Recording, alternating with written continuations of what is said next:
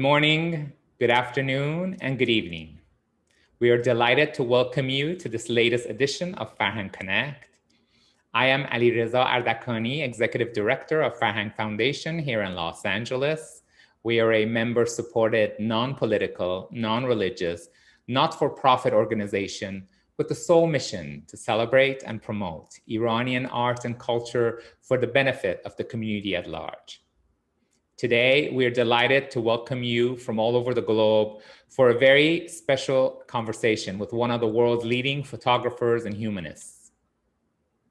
Reza Deghati, known worldwide as simply Reza, is one of the globe's most renowned photojournalists and humanitarians. Spanning a career of over 40 years, he has worked all over the world, most notably for National Geographic. His assignments have taken him to over 100 countries as a witness to humanity's conflicts and catastrophes. His work is featured in international publications, including National Geographic, Time, Stern, Newsweek, El País, Paris Match, and many more, as well as a series of books, exhibitions, and documentaries. Along with his work as a photographer, since 1983, Mr. Deghati has been a volunteer committed to the training of youth and women in conflict-ridden societies using the language of image to help them strive for a better world. In 2001, he founded the Aina World. In Afghanistan, a new generation of NGO, which trains populations in information and communications through the development of educational tools and adapted media. While pursuing his reportage for international media outlets, Reza continued to conduct workshops on the language of images through his association with the Reza Visual Academy. Following his work on Memories of Exile, which was shown at the Louvre Carousel in 1998, he has shared his humanitarian vision through a series of monumental installations, among them Crossing Destinies, shown on the fences of the Luxembourg Gardens in Paris, One World, One Tribe in Washington, D.C., War plus Peace at the Khan Memorial, Hope in Doha, Windows of the Soul in Corsica, plus 250 photographic exhibitions throughout the world, including major installations on the bank of the River Seine, at Kews Gardens in London, Land of Tolerance at the United Nations headquarters in New York City, the European Parliament in Brussels, as well as UNESCO and the Elegance of Fire presented at the Petit Palais in Paris. In 2015, the giant panorama, A Dream of Humanity, was featured along the banks of the River Seine, showing portraits of refugees from around the world, both taken by Mr. Deghati as well as refugee children from Iraqi Kurdistan, who were trained as camp reporters at workshops organized by the Reza Visual Academy. Mr. Deghati has authored 30 books and has been the recipient of numerous international awards. He is a fellow and explorer of the National Geographic Society and a senior fellow at the Ashoka Foundation. His work has been recognized by World Press Photo, and he has received the Infinity Award from the International Center of Photography, the Lucy Award, an honorary medal from the University of Missouri, and the honorary degree of Doctor Honoris Causa from the American University of Paris. He has also been appointed one of France's top honors as a Chevalier of the National Order of Merit. Today, Mr. Deghati will be joined in conversation with Dr. Houman Sarshar. Dr. Sarshar received his PhD in comparative literature from Columbia University. He's an independent scholar, a consulting editor, and a contributing author to the Encyclopedia Iranica, as well as a contributing author to the Encyclopedia of Jews in the Islamic World. To date, Dr. Sarshar has edited and co-edited 7 volumes on the history of Jews in Iran, among them Esther's Children, A Portrait of Iranian Jews, and the Jewish Communities of Iran, Entries on the Judeo-Persian Communities of Iran, published by the Encyclopedia Iranica. He has also published numerous articles on modern Persian literature, including entries on Nima Yushij and Sohrab Sepehri for the Encyclopedia Iranica. In addition to his academic writings, Dr. Sarshar is a private art collector of modern Iranian art with a collection of nearly 200 museum-quality works by all the leading artists of the movement. Dr. Sarshar is also the founder of the Kimia Foundation, a cultural foundation dedicated to promoting the art, culture, and history of Iran. With over 5,000 original photographs, the Kimia Foundation holds the largest archive of Qajar court photography outside of the Golestan Palace in Tehran. Dr. Sarshar is presently working on his next book about the role of boy dancers in the history of Iran's entertainment world. And we are also proud to have him on the board of Farhang Foundation's Fine Arts Council. Ladies and gentlemen, please join me in welcoming Mr. Reza Deghati and Dr. Humanist Sarshar. Greetings and welcome, Mr. Deghati, Dr. Sarshar. Thank you for accepting our invitation to be part of this edition of Farhang Connect. Thank you for the podium. Thank you for presentation. I will now step back and let Human John take over from here, and I look forward to this conversation, and I will be back towards the end of the program for a short Q&A. Thank you again, and I will see you shortly. Thank you very much, Ali Reza, for that wonderful introduction of Mr. Deghati. Without further ado, we will start our discussions. We're going to go through a very brief question and answer about your biography, and then we will move on to your work as a photojournalist. We know that you were born in Tabriz in 1952. And from what I've learned, at some point in your early 20s, you got into some political trouble for the photographs that you had taken. Can you tell us a little bit more about that? Thank you very much for giving me the opportunity to have this conversation with you, Doctor. Yeah, I started photography, learning photography when I was 13 years old. And in Tabriz, which there was no teacher or no way to learn about photography. So it has been like 2-3 years, which I have tried everything to get to know the photography. And finally, I got it in a way that my passion, and it has become the total my passion. There was two main things that brought me to photography, actually. The one was that I was always attracted and wondered by the beauty of nature, by everything that was beautiful in my eyes, by the flowers, by clouds, by everything, and the humans. So I wanted to share this with the people.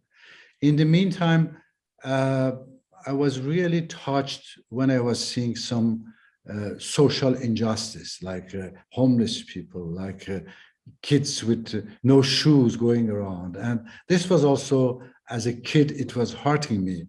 So I wanted to really show and share with the people. That's how I came to photography, because I thought that the image has the possibility to do this. One of the first things which I did was publishing a newspaper, a magazine in my high school. When we were in the Bandar Abbas city, my father was there. It was called Parvaz, which meaning to fly or to soar. But 2 days after I published this news magazine in my high school, I was arrested by SAWAK security people, and all my magazines were gathered and turned on, and I was beaten very badly. Why you publish newspaper? Why you publish magazine? And so this was really tough for me as a 16-year-old boy. Just wanted to show what was around me. Later, I started doing more photography in the same way.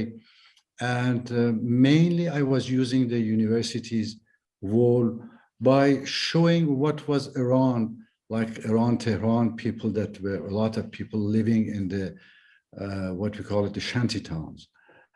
Or I was traveling to different part of the Iran and like Baluchistan.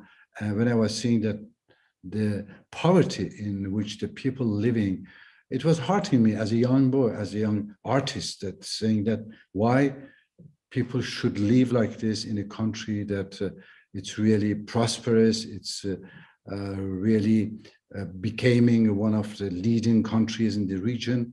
So my idea was, if I show these pictures, people will change it. This was a naive way maybe for me.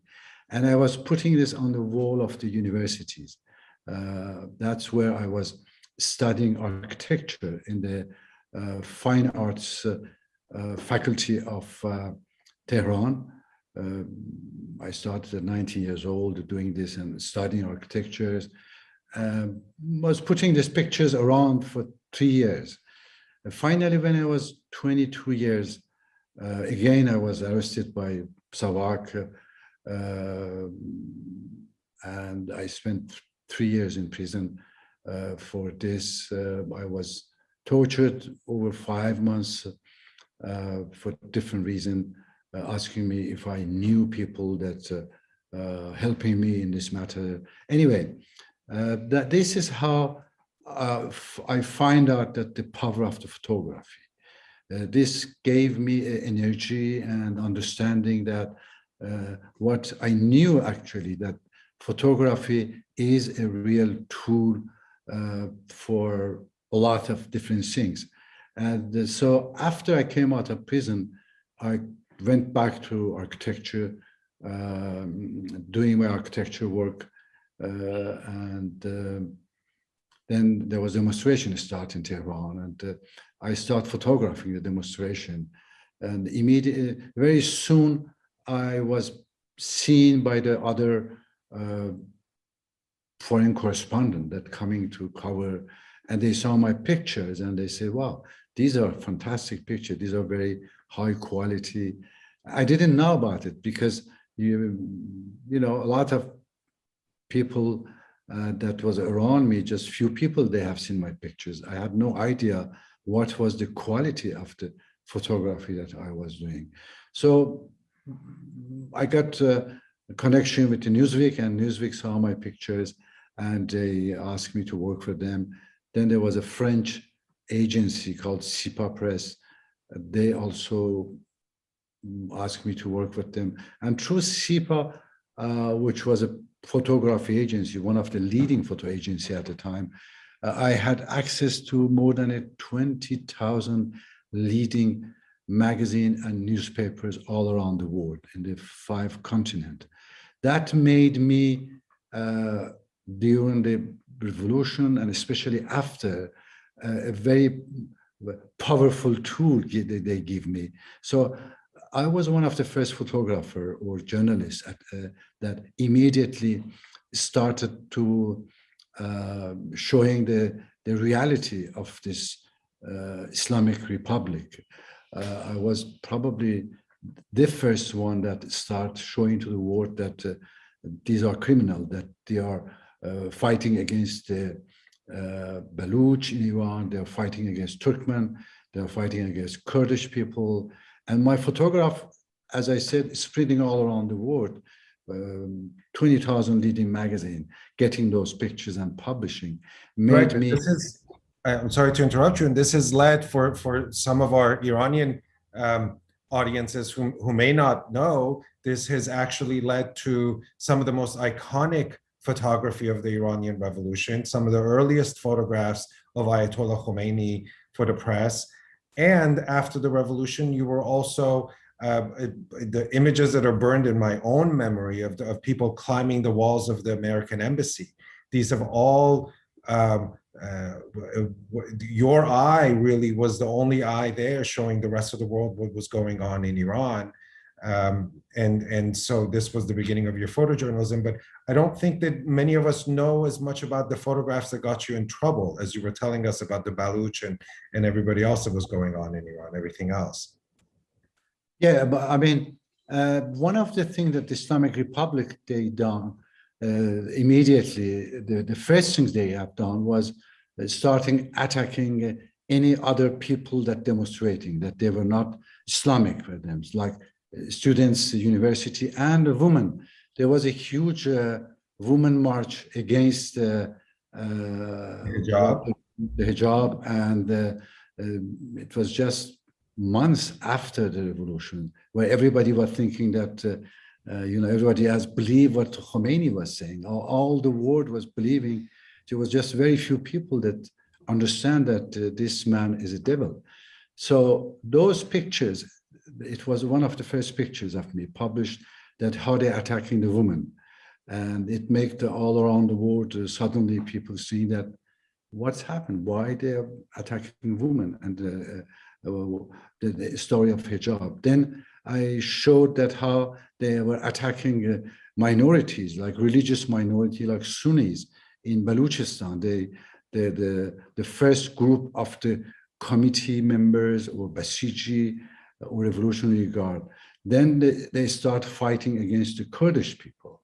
And this is where I was able to go walking through the mountains, hiding myself from the army and from the Revolutionary Guard, because they have encircled many of the Kurdish cities like Sanandaj, Marivan, Bane, and I was able to walking in the mountain and going from village to village, sometimes days, to reach those cities, and being the only photographer, only journalist in those places, in those cities.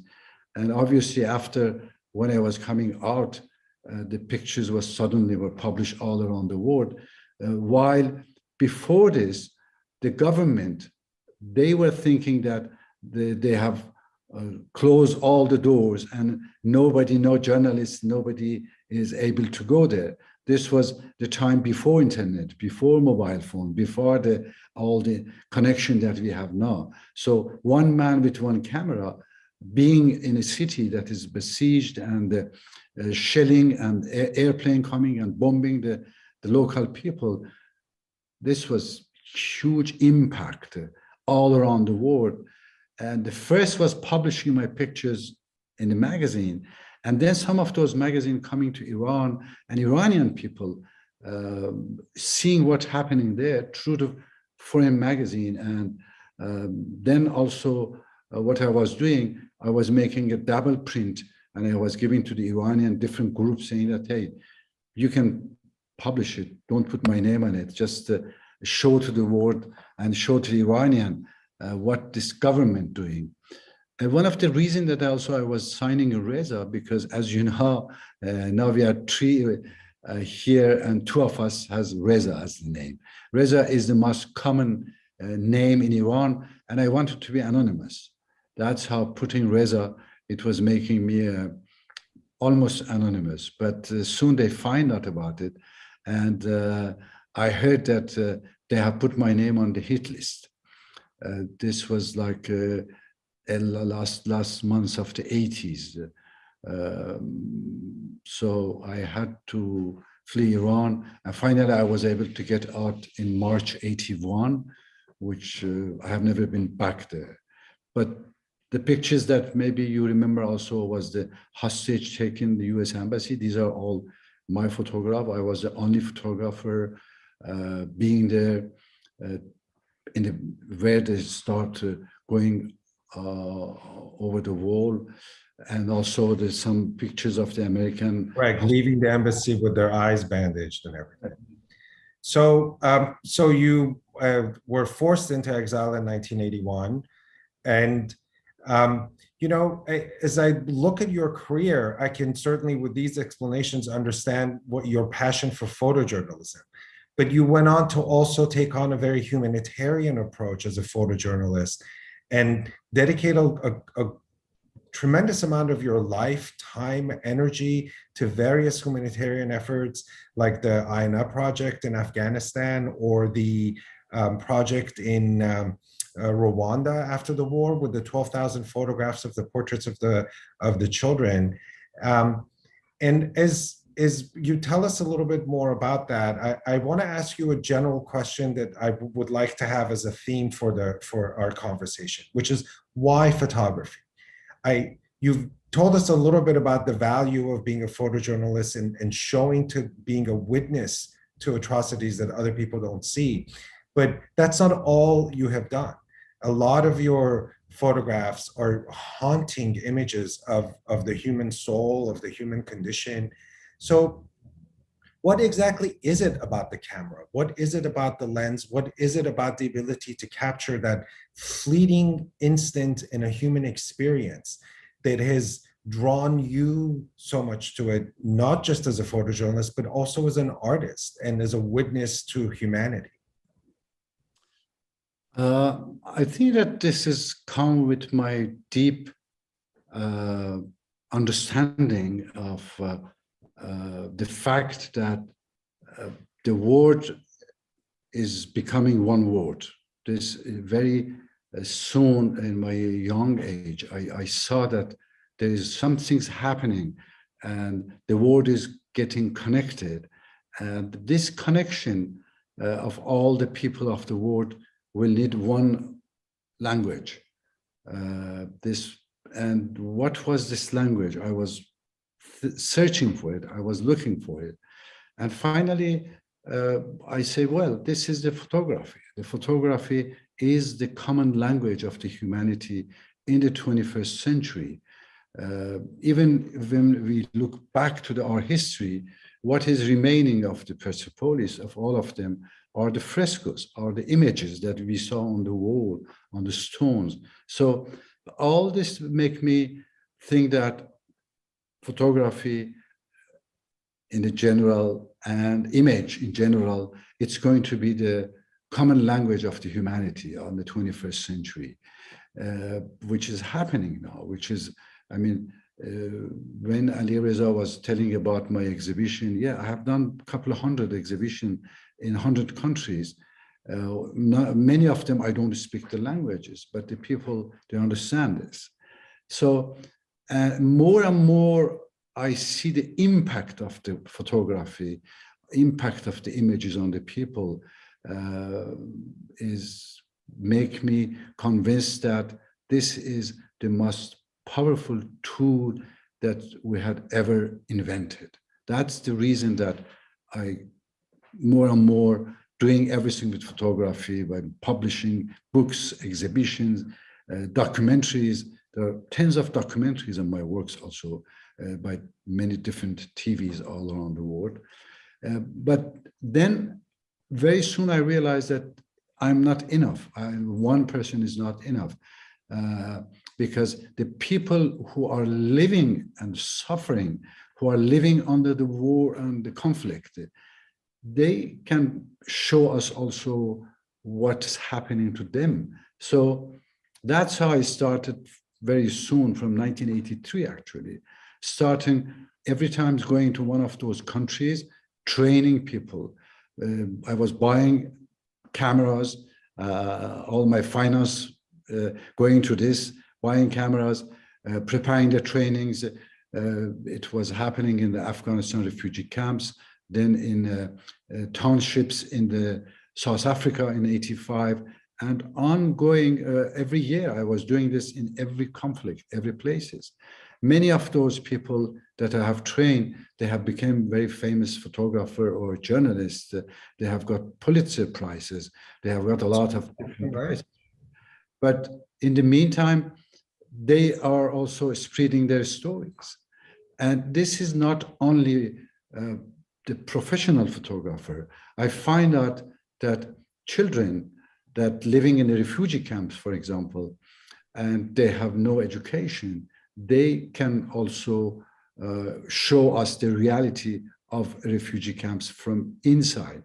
I find out also that many of the youth, like in the European very poor suburbs, or in Buenos Aires, in the favela of the different cities, they could also, if they have a camera, if they are really taught how to tell their stories, how to talk about their problems, they could come up with incredible photograph that none of us have seen, and none of us we can do it. So photography creating connection between individual, between people, between culture, and that is the best and fastest way to create this connection. You look for one photograph, one nation, and you may get the whole story of a nation through one photograph.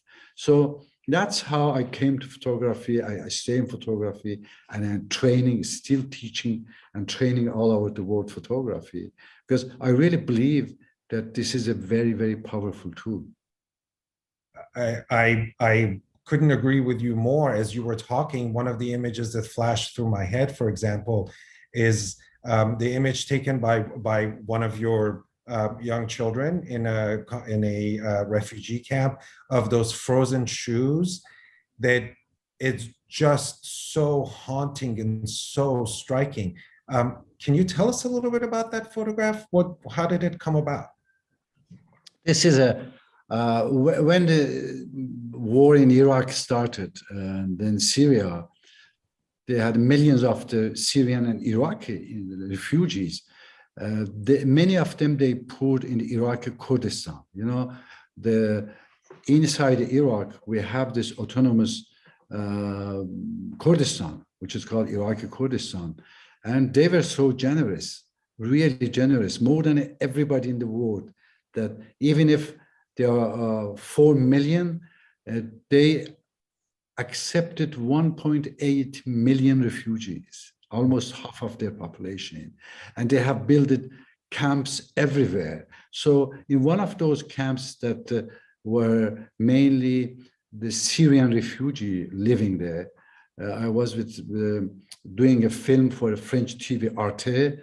And so I stayed there for weeks and then months, going and coming back, teaching photography to the children.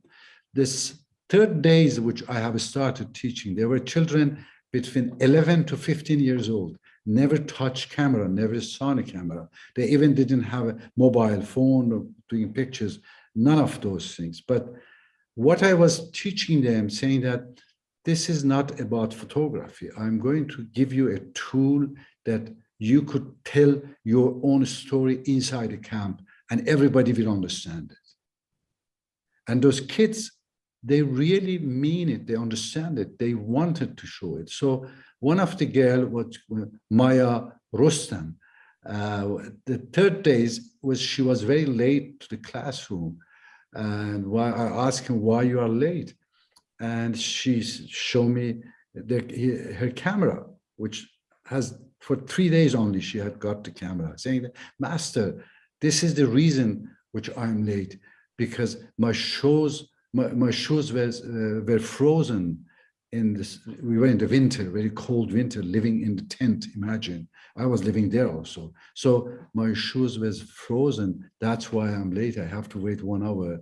And this was, for me, was the award or best reward I could ever think of, the teaching 40 years, finally giving this girl of the 12 years old the understanding that, yes, you can tell your story with one picture. And she told us, you see how touching is just one picture, telling yes, the whole story of the refugees in a cold winter, living in the tent. Maya Rostam. And what an apt name. But I think you've had many other emotional rewards for your work. I'm thinking about the Rwanda project, the portraits you took of the lost children who I think many were able to reconnect with their families as a result of the project. Can you tell us a little bit about the project, please? Almost every time which I see a social problem or human condition problem, the first question comes in my mind is photography could find a solution for this? And in many times find it. The story of those portraits, actually, it was initiated by UNICEF and International Red Cross inside the refugee camps after the Rwanda and Burundi genocide. I have been photographing this unfortunate tragedy. 800,000 people were killed and 2 million were refugees. And UNICEF and Red Cross, they have gathered 12,000 children under 18, which they didn't know where the parents are. They have this idea of, if we could photograph this. And so I teach and other refugees, and I brought 600 roll films from Paris and the cameras. And I mean, in reality, I managed them to take those 12,000 portraits, which takes months, but then making exhibition in the gallery inside the refugee camps. This is probably the world's biggest portrait exhibition ever in the world, 12,000 portraits. And we invited people to come and look for it if they find someone. You know, again, with this project of the photography, 3,500 children, they were united with their families only thanks to one photography project. That's what more and more give me this understanding that, yes, photography could find some solution for a lot of problem that we may have. You know, as one of your fans, really, I've fallen in love with your work. And for me, I think the biggest impact you have on me as one of your viewers is your uncanny ability to capture the human soul in a photograph. One of the images that that comes to mind is the silence, that African man who's holding his face, these piercing blue eyes with a tremendous sadness in his eyes. Can you tell us a little bit about that? And I'm going to also ask you about a few more photographs as we go through this, because I would love to hear either the story behind them or your own impression of them as to why you think they're such striking images. Over the years of the photographing people and being in contact with them, obviously, I find that the eyes are the windows to the soul of the people. But also, I understand that you don't open your windows to foreigners. You have to connect with someone. You have to trust someone to open your windows to the soul of you. So over years, meeting people, for me, every time I saw someone I want to photograph, it looks like I'm there for him. I'm there to understand his story. I'm really becoming like dust under the feet of the people which I'm photographing. And they feel it. People, they feel that I'm there for their stories. I'm not there to make big pictures for me, for my name. So this trust between me and the people which I'm photographing is the key to my portrait, the trust. They trust me because they find that I'm really interested in their stories. The story of this African man, it's tragedy. It happened after this Rwanda and Burundi tragedy. As I said, 800,000 people were killed. His family, entire family, were killed in front of his eyes. And when I say entire family, it means that his wife, his brothers, sisters, children. There was only one girl, Alphonsine, that she was 16 years old, and it was her granddaughter. This was only one left of the whole family. But Alphonsine was also raped by the soldiers, and she got pregnant by enemy soldiers. And the village people, they wanted her to give, not to give birth to the child, to abortion, and she wanted to keep the child, saying that this is my child, doesn't matter, it's a rape child, I really wanted to have. So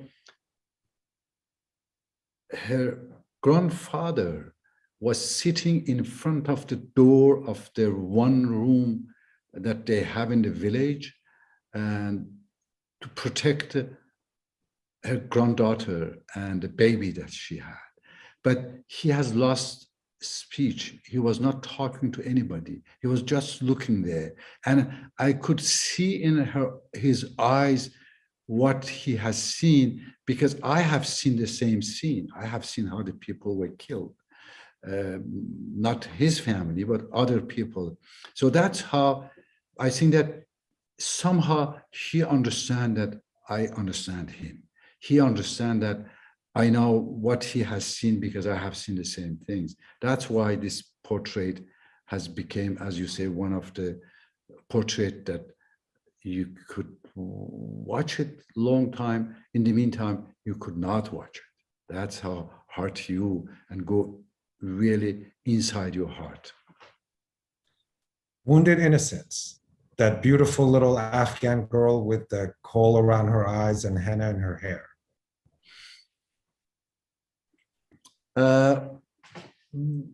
I realized also very soon, photographing the war and conflict, that even the major media showing us always military people fightings in the fightings, or showing us only the destructions and the wounded and the dead people.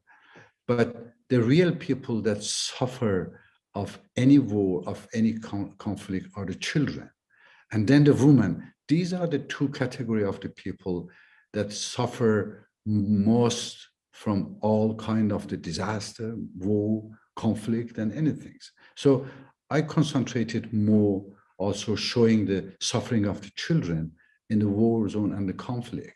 In the meantime, even if, as you can imagine, being in the war zone and conflict, I have seen tens of thousands of the bodies, part of the bodies, wounded people, the destructed houses everywhere. I mean, the war is not what you see in the Hollywood movies. The war is 1,000 times much more stronger than what the best Hollywood movie could show about the war.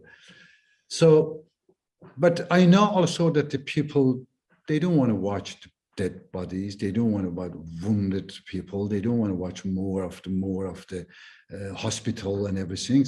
But they could watch and see everything in the eyes of a child like this one, because she has been in a village that got bombed for 4 or 5 years in Afghan history. I mean, the biggest bombardment ever happened in Afghanistan was in the village that she was living, Tora Bora. And I saw her in the middle of the ruins. I could take the whole ruins but then I realized that no, ruins and the suffering and everything is in her eyes. That's why this picture also is a haunting, and it tells the whole story of the suffering of the humanity in one picture, in her eyes. The witness, I believe, is a Kurdish father holding his little girl in his arms with bandages on her eye, which really, I think, is in such a powerful way delivers this message that really it is the children and the women who suffer most during these often absurd conflicts over power. This picture has two incredible stories. One of it is that it's happened in the city of the Mahabad in Iran, Iranian Kurdistan. The city was surrounded by Iranian Revolutionary Guard, by the Islamic Guards, actually. They were fighting and shooting everywhere, regardless of the houses and everything. And we were just few photographers at this moment that we were able to get in. This was a little, I don't know if it was a boy or girl. I never understand it, actually, to tell you the truth. But she or he has got a shrapnel of explosion that was done by the Revolutionary Guard. Now, the other story of this picture is that months or 2 months after Iran-Iraqi war started, and suddenly, I I saw that only the pictures of the little boy or girl, not the father, because the father has this Kurdish turban that everybody understands.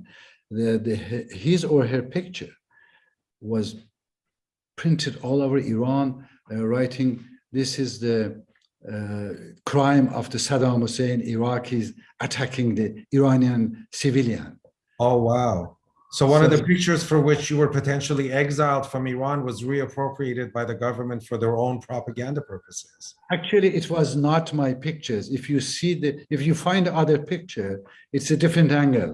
My Oh, picture was both of them, but some other photographer that they have taken from the angle that is a little different, their picture were used by the government, you making propaganda, saying that this is the crime of the Saddam Hussein, while this was their own crime, you know.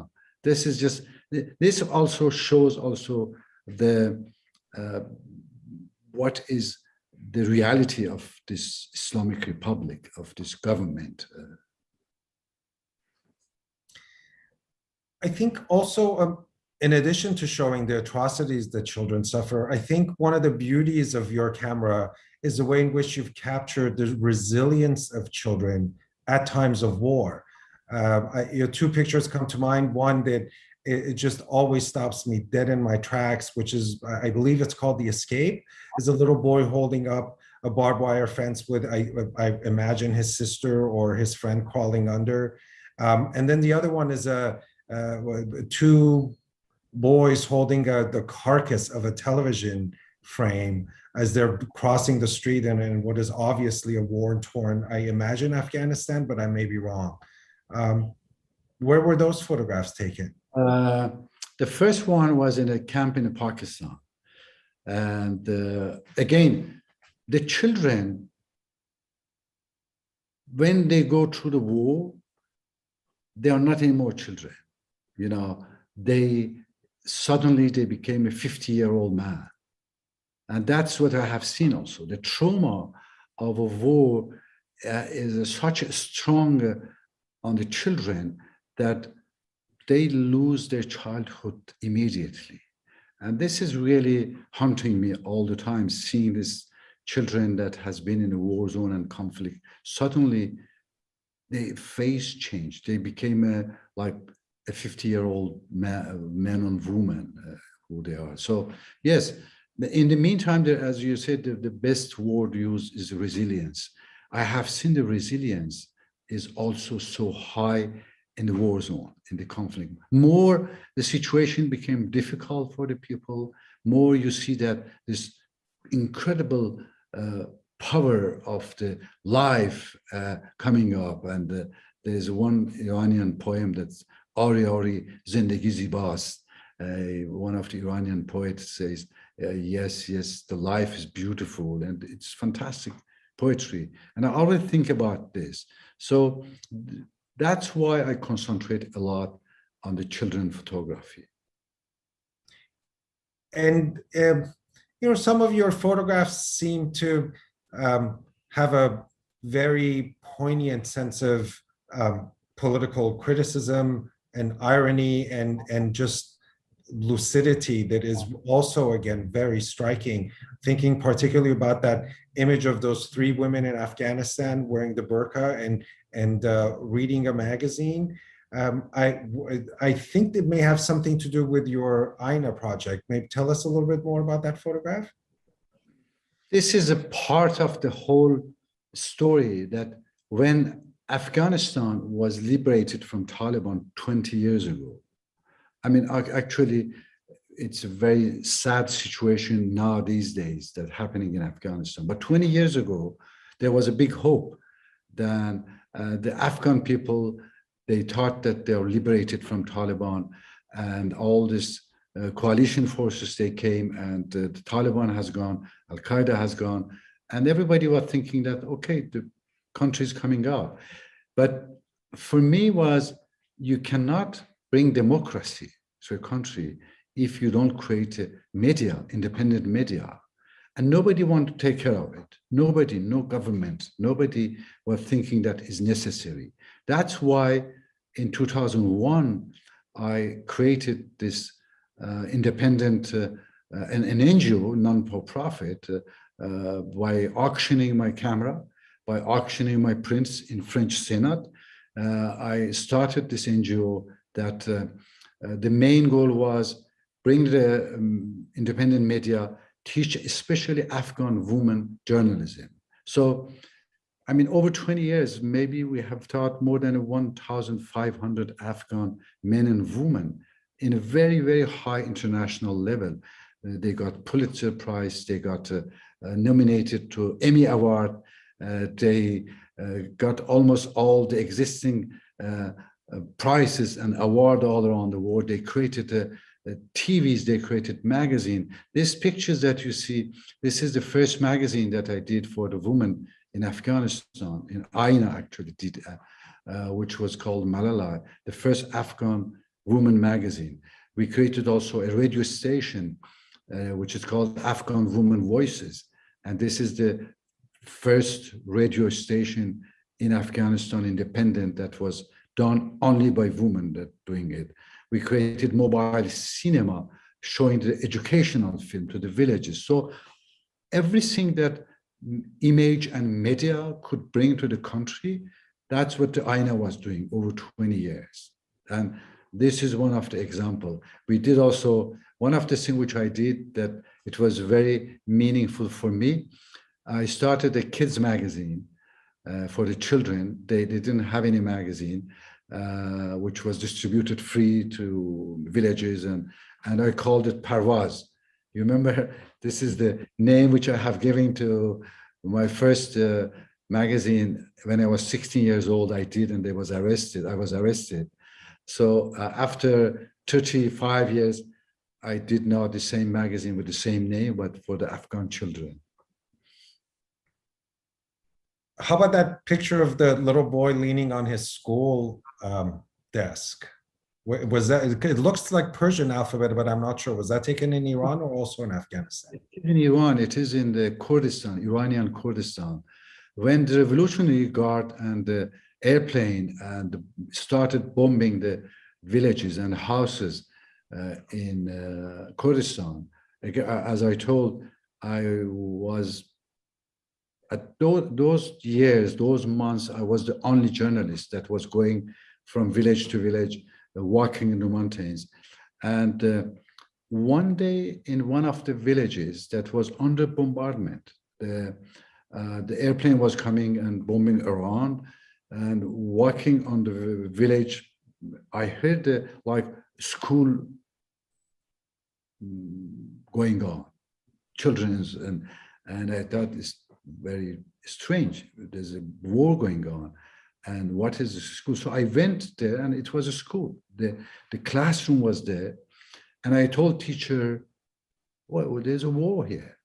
And he said, I know, but you know, we Kurdish people, we know how important is education.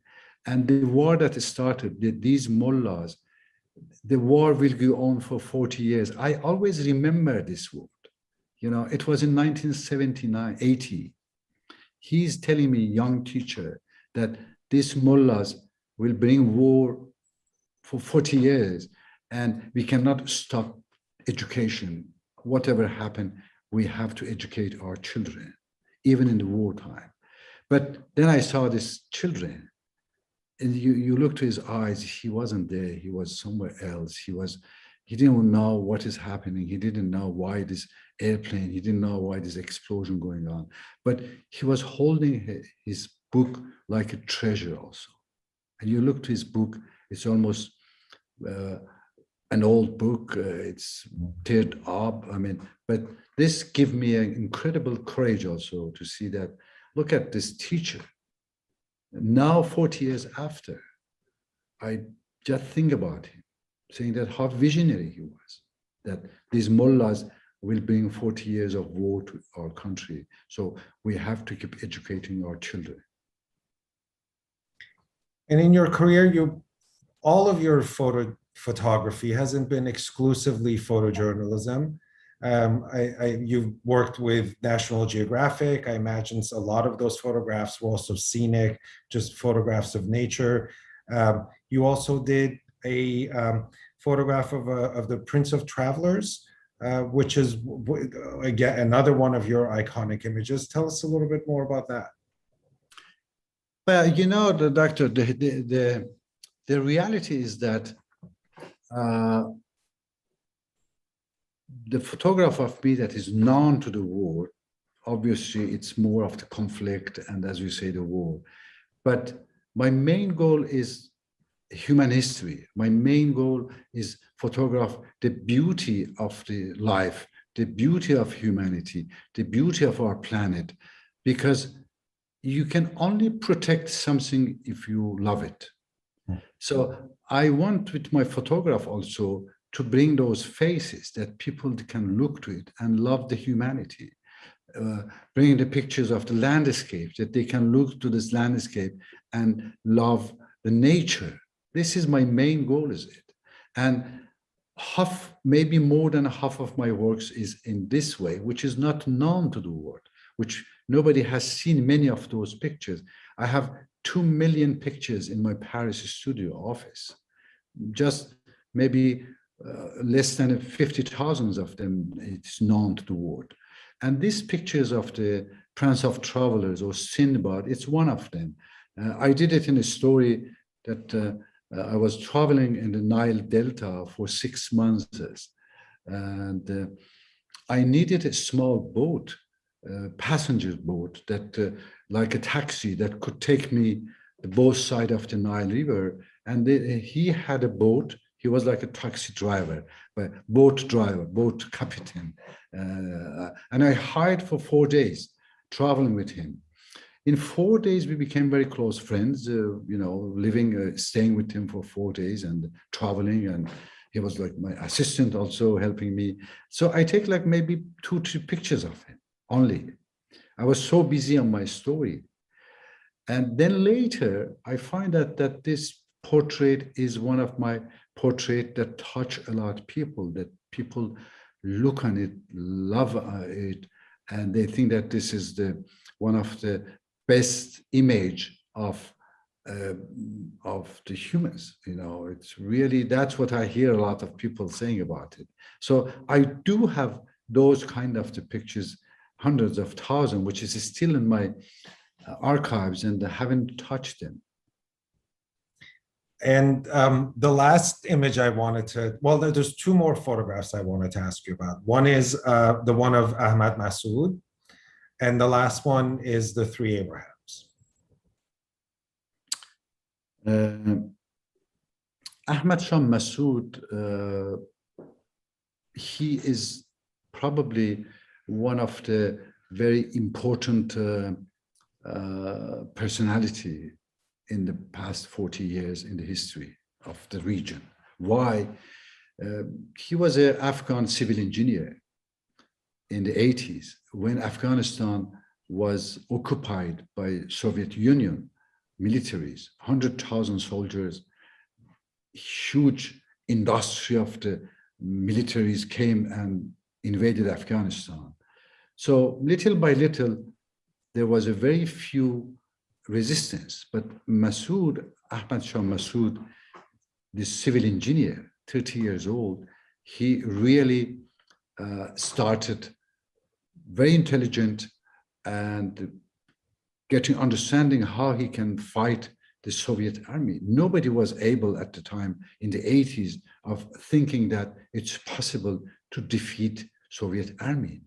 In the 80s, the Soviet Union was you know, huge, important, big.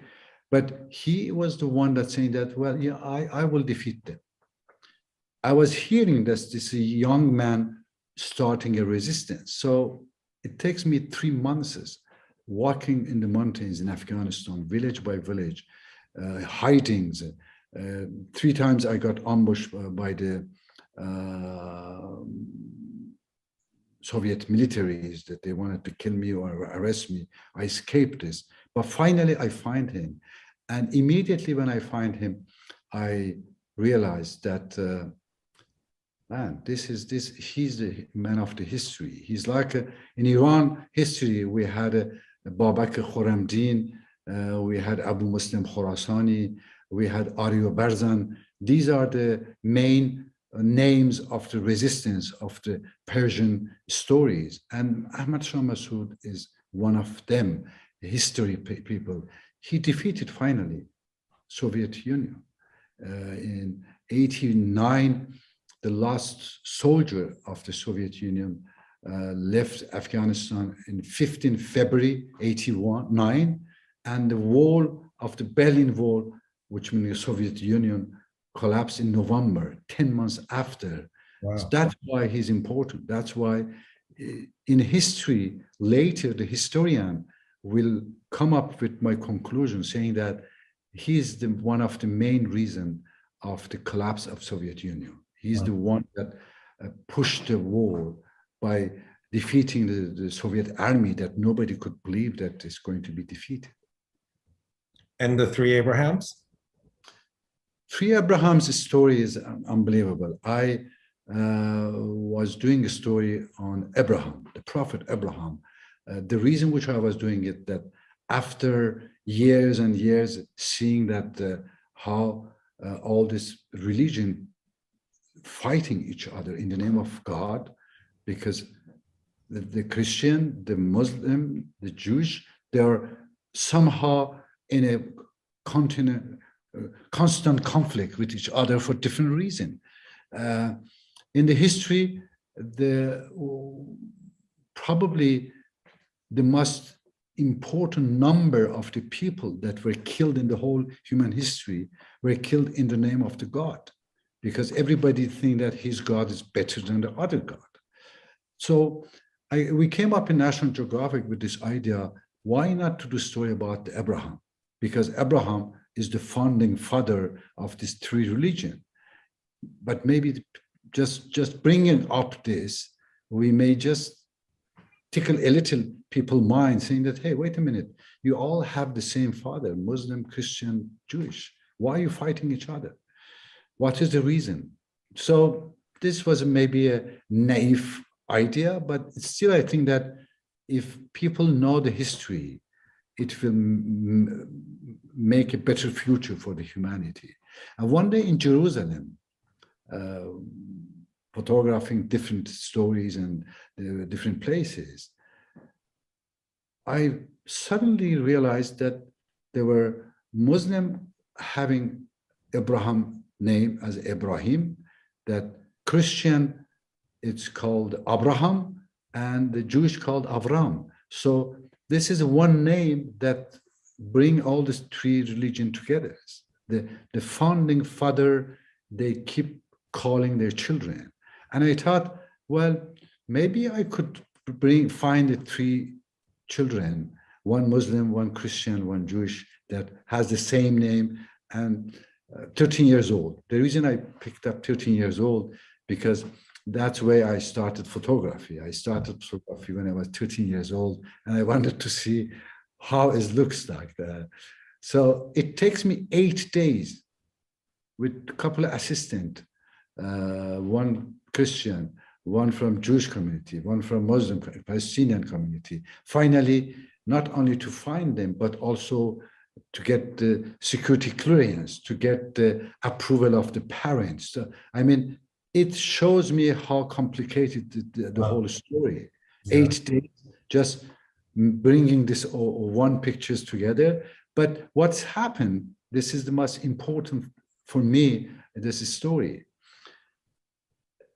The kids knew about, their parents, they have told that, you know, there's a photographer want to take pictures of the three child that are Abraham.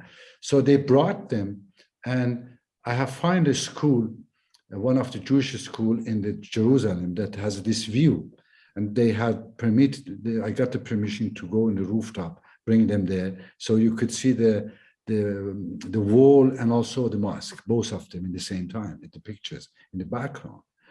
The kids, when they came on the roof, and I asked them, could you please go and stand there? They were looking to each other like the worst enemy. Unbelievable. They really almost coming with the guards, you know, they're like this. So I asked parent, assistant, everybody saying that, okay, let them there and just come with me in the end of the roof, like 15 meters behind them and make like we are preparing my cameras or tripod or whatever. Just don't look at them. Let them stay together. Okay. Those three kids that they were coming and looking to each other as an enemy, like 3 minutes after, they have become the best friends. They were talking about what is their sport doing, how is their school, what is their main video games that they're playing, what PlayStation. I mean, like any other kids, they didn't want to leave each other after. That's why you look at their pictures, the way that they're holding each other, the body language, it's there.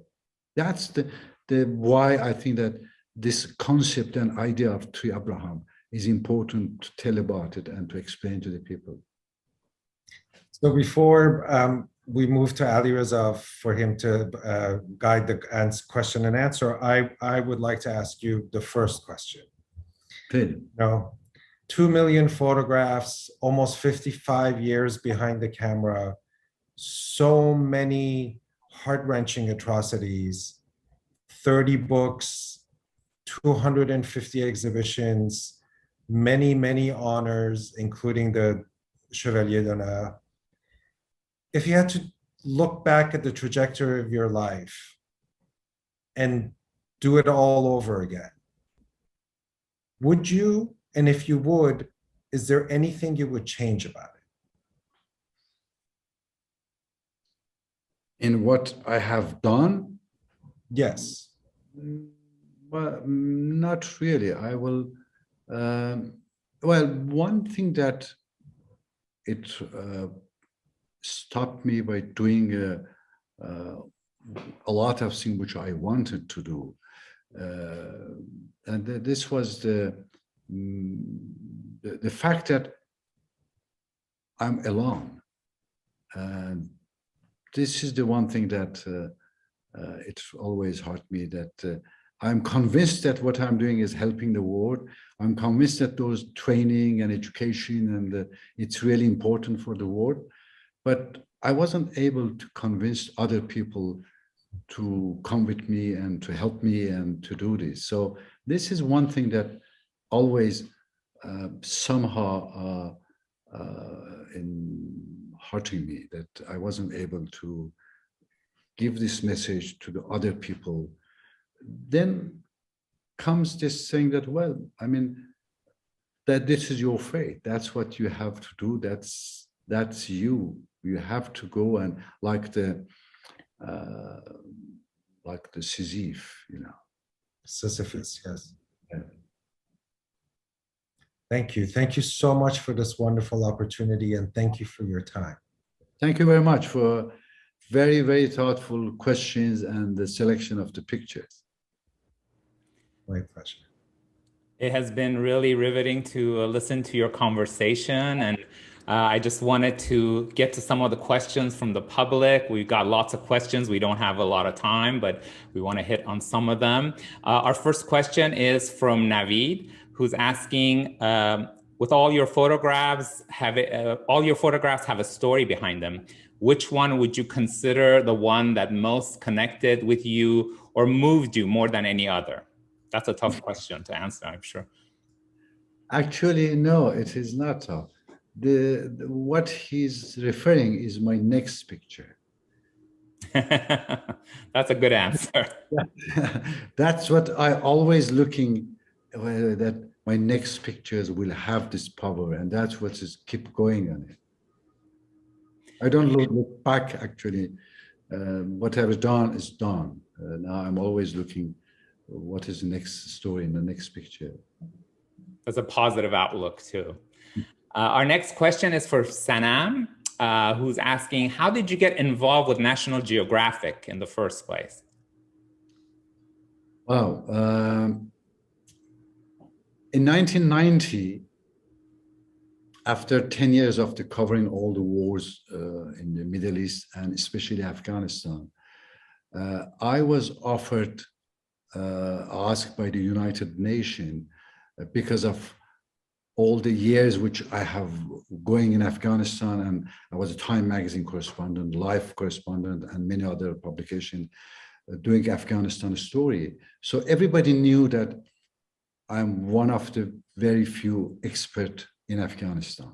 So UN called me and asked me to work for them, to bring all the necessary help to Afghanistan, to North Afghanistan.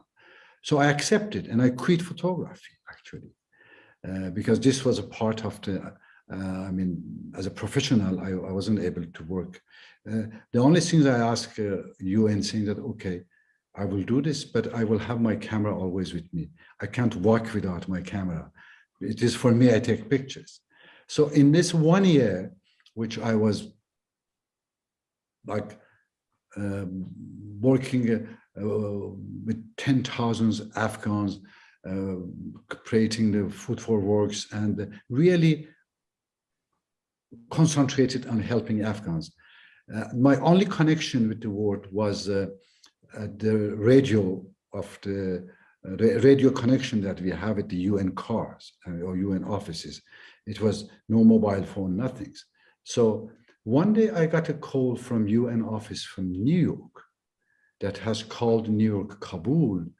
The New York Kabul called me emergently saying that it's very strange. A gentleman looking for you and saying that he's from National Geographic and he wants you to work for them. And I said, oh, thanks him saying that, no, I quit photography and thank you very much for offering. I don't work for you and it's finished for me. So it was really, that was meaning for me. After 1 year working with UN, I find that, well, I have done my job that they were asked it, but I didn't want to continue. And one of the reasons was that in one of the big meetings of the UN with the very high level UN people, I have become a director of the operation, so I was always with them. One of them that he was helping a lot Afghanistan, and I asked him, why you help so much Afghanistan when you have been there? He laughed to me. I said, I've never been there, but I remember your pictures in Time magazine. This is the what make me connected to the Afghan people. And I said, wait a minute, you're doing all these incredible works for them because you were touched with one of my picture? He said, yes. So I stand up and I said, well, this is my resignation from UN. I'm going back to take picture because if I can touch people with my photograph, there are a lot of people that they can distribute food or make the roads. Let me go back, take pictures. But I have lost all my contacts with the professional world. When I came back to Paris, my office, there was this message again with the same guy saying that, okay, I got the message. He doesn't want to work for National Geographic. If he changed his mind, ask him to call this number. And I called the number. It was in Washington, National Geographic Director of Photography, saying that, oh, I'm glad you called it. We're looking for you. We want you to work for us. And we have following your works for years and years. And we want to give you a first assignment, which is Cairo. And that's how I started. That's how I came to National Geographic. What year was that? 1991, actually. Yeah, this was it. And we have a picture of all your National Geographic covers that we'll share with the audience. It's really an incredible history of work that you've done for the magazine. Our next question is from Humayun. How did your book, Azerbaijan, Elegance of Fire, come about? You know, being in exile from Iran over 40 years, as I mentioned in the beginning, I'm from Tabriz, so from Iranian Azerbaijan. And there were two places in the world that being there, it was giving me the feeling of what the country was for me, Iran. One is Afghanistan because of the Persian background, because of the Rumi and the Hafiz, because you should know that even in the Afghan villages, they know better than our us, the Iranians, Rumi and Hafiz and Sadi. And this is traveling there in the villages was really touching me and bringing me back deep in the culture. The same is happening with Azerbaijan, because being in Baku or Azerbaijan, it was like I was in old Iran, the Iran of the before revolution. This is how was it. So I was coming here, and obviously not for tourism, not for fun, because I always keep going places to do the stories. So in the 90s, the Baku was the first city that they started against the Soviet Union. They had a big sitting in the city, and this was the first city in the Soviet Union, not in Central and Eastern Europe, that like Poland and everything. They have already started. But inside the Soviet Union, Baku was the first. And if you obviously the Soviet, what they have done, the Russian militaries, one night at midnight, they brought tanks on the square that the people were sitting or sleeping, have just making demonstrations. And for 3 days they were there. The tanks rules over the people. 103 people were killed, and it was a disaster. I was able to come here to photograph from Paris, hitting in a train from Moscow to Baku under the Soviet. This was my first covering story of Azerbaijan. Then in 92, again, the war started with Armenia.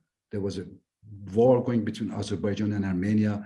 And I heard in Paris that there is one village in Karabakh that is called Khojali, and the Armenian forces has surrounded the city and has killed like hundreds of the people, men, women, or whatever, which was, shocking.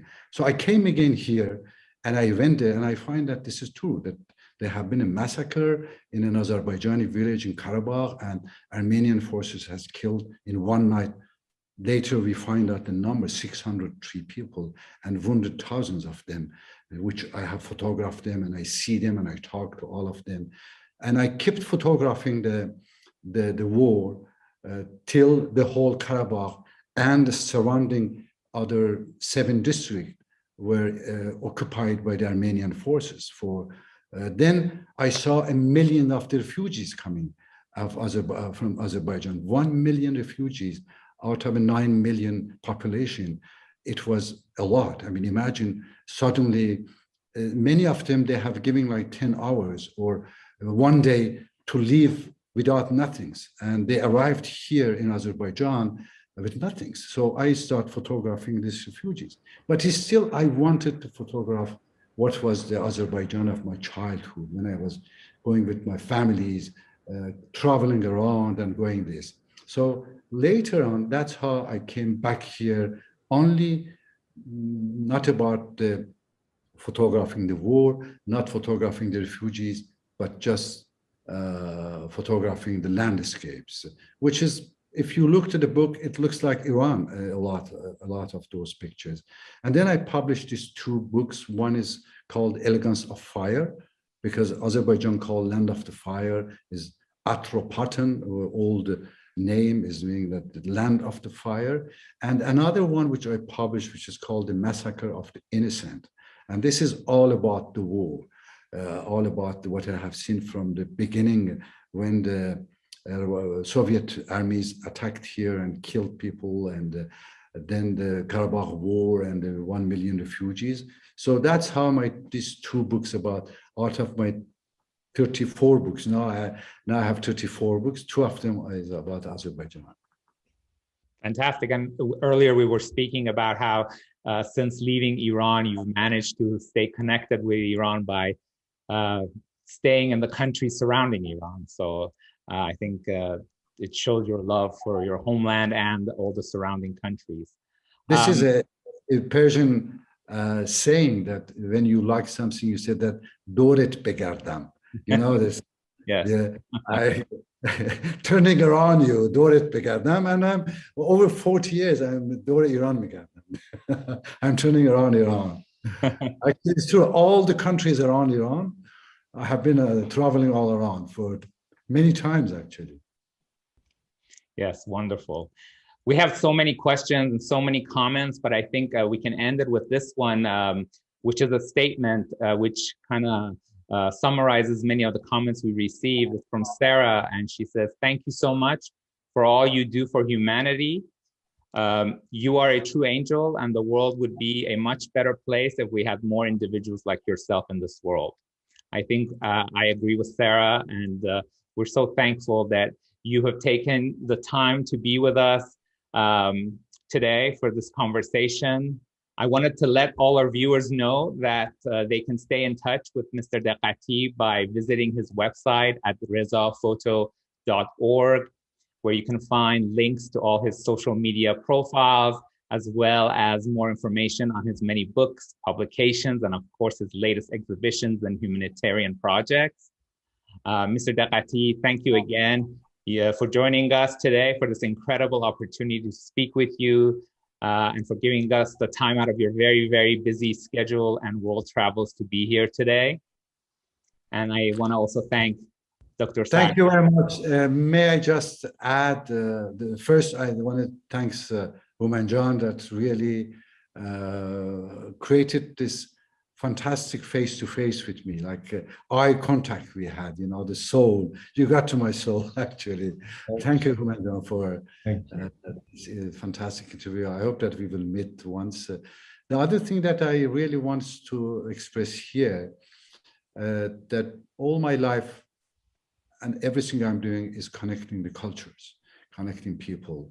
And that's why one of the organizations that it's really mean for me, and I have in the past also, I have been always with them if they wanted, is your foundation, the Farhang Foundation. This is a fantastic place, fantastic. I know the founder, I know a lot of people working on it, and it's really important what you are doing, and I will be asking everybody listening that's also help Farhang Foundation. Even the name is fantastic. Farhang is everything that we have is Farhang. Everything that relates us is Farhang, is culture. So thank you to you, Ali Reza, for organizing it, and also everybody that is in the Farhang Foundation in any position. Thank you very much.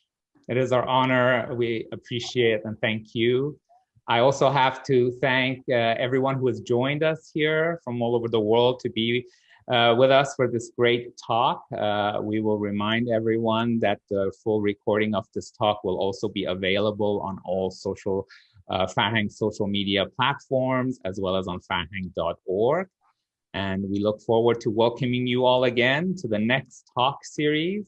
Please visit farhang.org for all our latest programs and events. Once again, thank you, Mr. Deghati. We really are grateful for you. And thank you, Dr. Sarshar, for being here today for this wonderful conversation. It could have gone on for hours and hours. I could listen to you speak about all the work you've done. It's really incredible and so inspiring. We hope you have a wonderful rest of your day, and farewell for now. Thank you. Bye-bye.